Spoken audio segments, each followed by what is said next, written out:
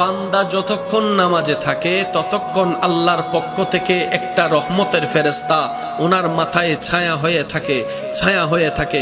বান্দা যখন কিয়ামে থাকে তখন তার জন্য আল্লাহর কাছে দোয়া করে, যখন রুকুতে যায় তখন তার জন্য আল্লাহর কাছে দোয়া করে, যখন বান্দা বলে সামি আল্লাহু লিমান হামিদা তখন রব্বানা লাকাল হামদ বলার সাথে সাথে ফেরেশতা বলে মওলা তোমার প্রশংসা করছে তোমার বান্দা, তুমি একটু কবুল করে নাও।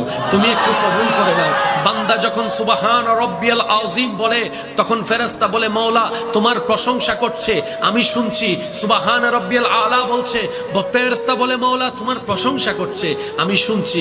যখন বান্দা সিজদায় গিয়ে সুবহান রাব্বিয়াল আলা বলে ফেরেশতা তার পক্ষ হয়ে রবের কাছে মাগফিরাত করে, ক্ষমা প্রার্থনা করে, ইস্তেগফার করে, ক্ষমা চাইতে থাকে।